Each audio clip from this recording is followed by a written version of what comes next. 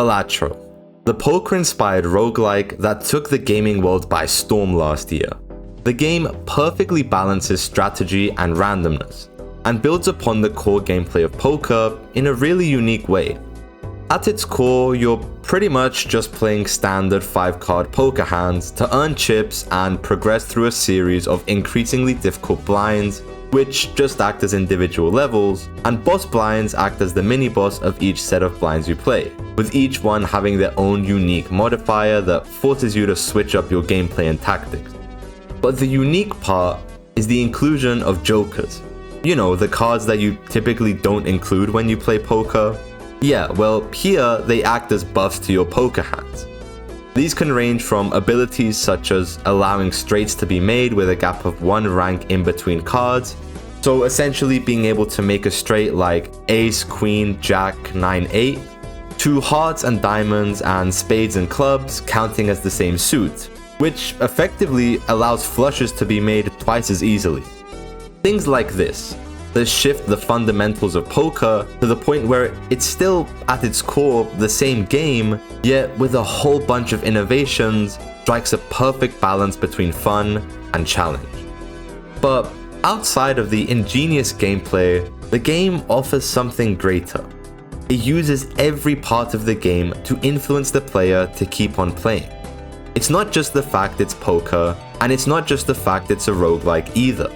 Every part of the game indirectly manipulates the player into staying sucked in and telling themselves, just one more hand and then I'll stop, showing just how captivating a game like this can be. Now, considering that poker is the fundamental blueprint of the game's core, we have to factor in the addictiveness of poker as a standalone game on the human mind. Poker as a game is pretty much as old as time itself, yet it's still played extensively today. The sad reality of the game, however, is that it gets people hooked, and statistically, only about 0.1 to 0.3% of poker players are able to make a full-time living off of poker alone. Yet, the perfect blend of psychological warfare between the players, the limitless skill ceiling that players can continuously strive to improve upon, and of course the factor of luck, is what keeps players coming back for more.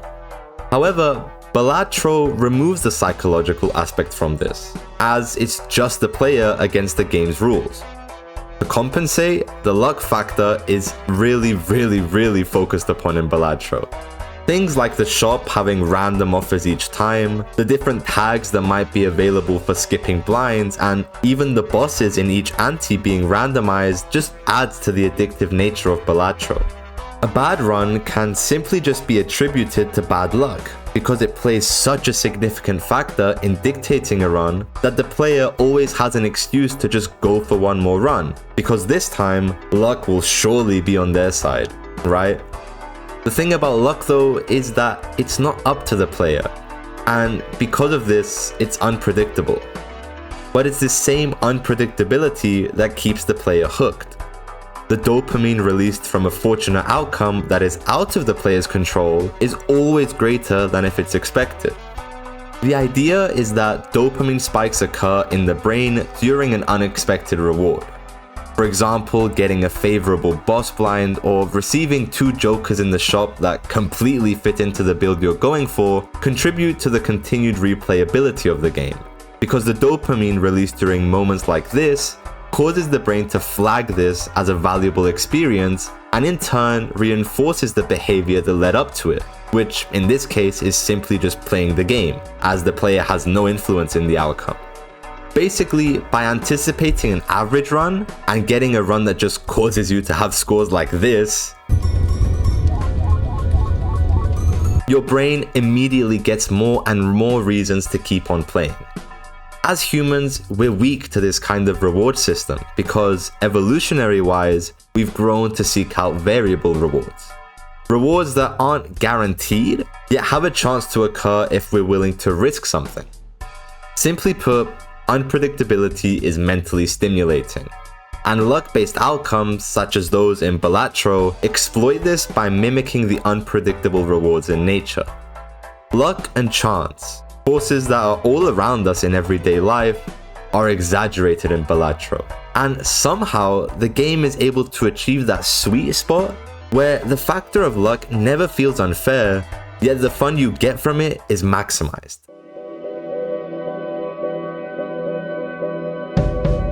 Much like poker, of course, there is a skill ceiling to the game as well.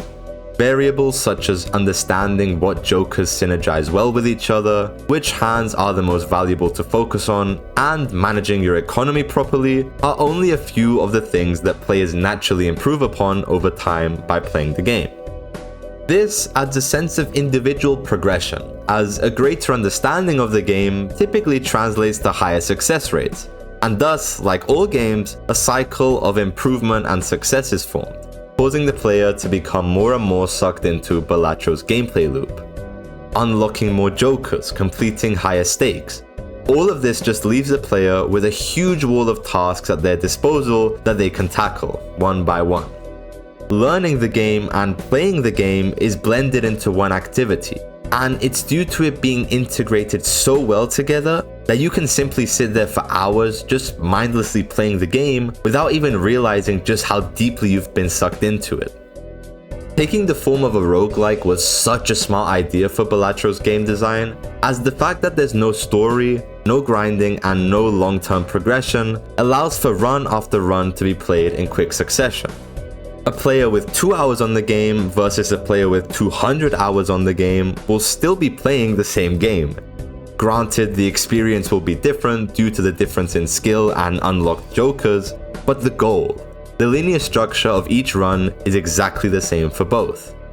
As a result, you kinda lose track of time while you play, and before you know it, 200 hours in the game go by. But Balatro's gameplay doesn't carry it alone. It also features a masterfully crafted aesthetic. Visually, the game utilizes a very unique style of pixelation combined with an almost vaporwave finish. This type of art style sits on the balance between peaceful and lonely, and this is where the liminal feeling stems from. You feel out of place the entire time. The UI itself is never crowded. In fact, it's very spacious, allowing the focal point to be the cards, as it should be. But this bends to the other extreme: emptiness. Empty space, gentle gradients, muted textures, all these things contribute to creating an uneasy feeling, almost as if you're waiting for something more to come, something more grandiose, something with more magnitude. Yet it never does. It's the same poker table, the same shop, the same blinds, over and over again. An endless cycle. Balatro feels like it exists within a simulation of a casino, or rather, the fragmented dream of a casino. I mean, the intro of the game starts with cards spiraling into what seems almost like a singularity point, as if the very existence of the card themselves is what creates the domain that you're trapped in.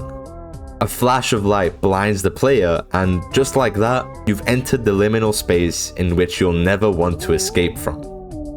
The game features the core aspects of any casino, as in the decks of cards, the poker hands retain their rank and order, and the general gameplay retains its roots from poker. Yet everything is exaggerated and excessive. The score multipliers, the escalating stakes, the bizarre joker powers, all of it feel as if it's being recollected, albeit poorly, in a sort of dreamlike state, kinda like a fever dream. None of the game itself feels grounded in reality. As well as that, the absence of any human life creates a type of uncanny feeling. Added onto this, a lack of any visible environment or story makes the game's world feel like a system. It seems as if you're simply part of a system. An algorithm that simply wants you to keep on playing, keep on feeding into the system, with the hopes that if you beat everything that it has to offer, there'll be something greater waiting for you. Perhaps an escape, perhaps an ending of sorts, instead of the continuous cycle the player keeps on contributing to. The game itself invites obsession. The eccentric colors, what feels like an endless supply of different joker abilities, Even the endless mode, where the player can choose to keep on playing despite no incentive other than to simply keep getting higher and higher scores. Everything about the game is designed to keep the player yearning for one more game. It doesn't offer a narrative resolution because there is no narrative in the first place, only ever-increasing scores and blinds. Now, the music you've been hearing in the background is strictly from the game, and honestly, it gives us such a weird feeling, sort of like you're drifting through space, with poker being the only pastime you have at your disposal, with Jimbo being the only remnant of something alive, only congratulating you on a victory or mocking you for your loss. It's a feeling of peaceful loneliness. It's just you, your wits, and the poker table. Everything else ceases to exist as you're dragged further and further into the rhythmic cycle of the music, as the same motif repeats endlessly as one theme blends into another, sending you further and further into a trance. I mean, it's no accident that Balatro has won 4 awards and has been nominated for Game of the Year 2024. Truly, at heart, this is such a simple concept, yet its execution is near perfect. It lures you in with familiar rules, then quietly and subtly rewrites them, until you're chasing infinite combos through a dreamlike casino that at some point starts to feel all too real. Balatro succeeds not at making you want to keep winning, but at making you want to fall deeper and deeper into the limitless void that the game offers.